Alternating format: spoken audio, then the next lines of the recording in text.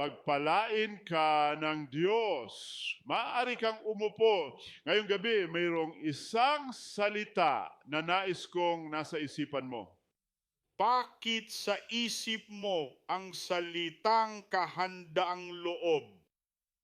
Pampanig ang Diyos, siya ay handa. Ang kag-isipin mo ang iyong sariling kagustuhan sa banal na kagustuhan, magkakaroon ng pagsabog ng milagro sa iyong buhay. Ba't kang maging handa? Ito yung kahandaw ay isipak ito sa pamamagitan ng pagpunta sa Panginoon at pagsasabing, Panginoon, narinig ko at alam kong walang alinlangan na palagi kang handang magpala sa akin at handa akong tumanggap. Isayas Kabanata 1, taludtod 11. Kung belyo ay handang makinig at sumunod, kakain kayo ng mabuti sa lupa. Rebo di dendu pinggin. At kung kayo ay handang makinig at sumunod, handa kayong tumanggap. Kuning kiingon handa niyang ibigay At ang iyong lakas, ang iyong puso, ang iyong kaluluwa, ang iyong atensyon, ang iyong pananaw, ang iyong hangarin ay nakatuon sa kung ano ang nais niyang ibigay. Andyan ang kagustuhan at sa pinggin tao, and ay nagkakatugma, ay nakakatagpo ng kagustuhan kapinggin Diyos. Kakainin mo ang mabuti mula sa kanyang lupain. Ngayon ay pumunta tayo sa taludtod 16. Tignan ang taludtod 16. Hugasan mo. Maging handa, hugasan mo. Maging masunurin, hugasan mo. Linisin mo. Maging handa na maging malinis. Malinis ang kalooban, malinis ang panlabas. Dapat may kagustuhan, maaring hindi mo kayang linisin ang iyong sarili at maging ganap na malinis. Kaya niyang gawin iyon. Ang buto lang niya mula sa iyo ay ang kahandaang maging malinis, ang kahandaang maghugas. At pagkatapos ay sinasabi nito habang nagpapatuloy, itigil ang masama mong ginagawa. Kahandaan, handa kang itigil.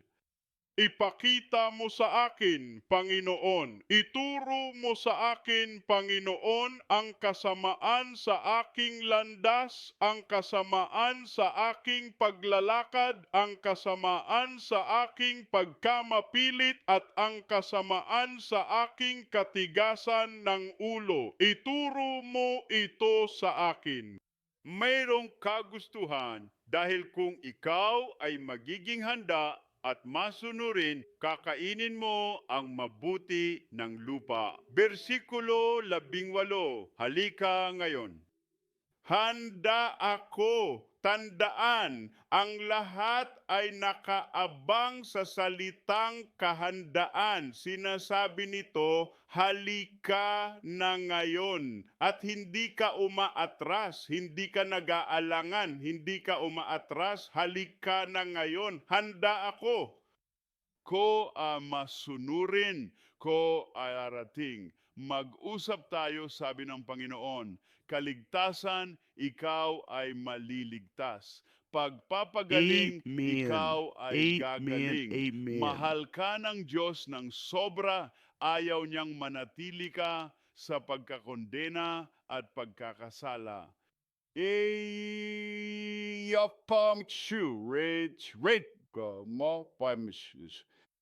Amen. Hindi ako mawawala. And siya bandawag sa pamba o Panginoon ay maliligtas.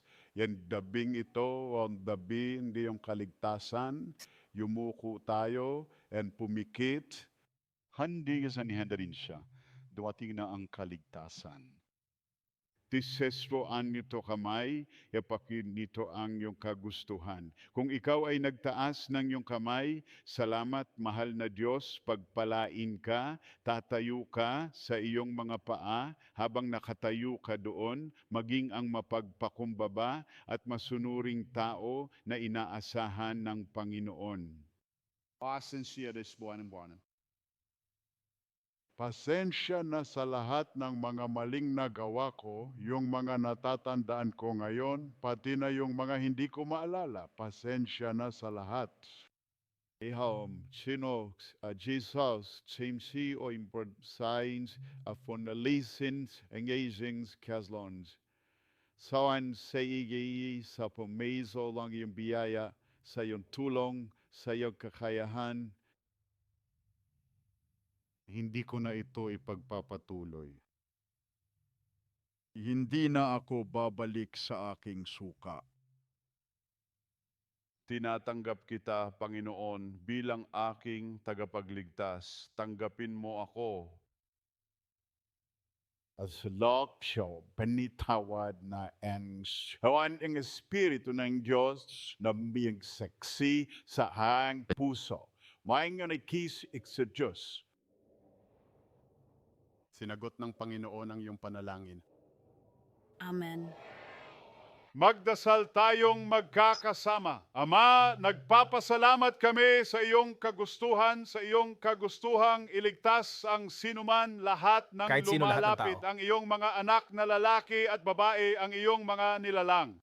Narinig nila ang iyong salita. Narinig nila ang tungkol sa iyong pag-ibig at tungkol sa iyong pagkahabag at awa. Narinig nila ang tungkol sa iyong biyaya.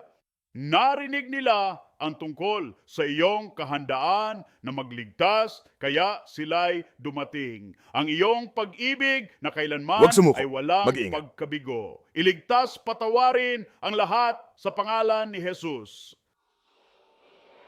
Isulat mo ang kanilang mga pangalan sa aklat ng buhay. Tuparin mo ang iyong pangako, hayaan mong maranasan ng lahat ang kabutihan ng kaligtasan ngayon na. Kumpirmahin mo ang kanilang kaligtasan. Salamat, Panginoon. Sa pangalan ni Jesus kami ay nananalangin.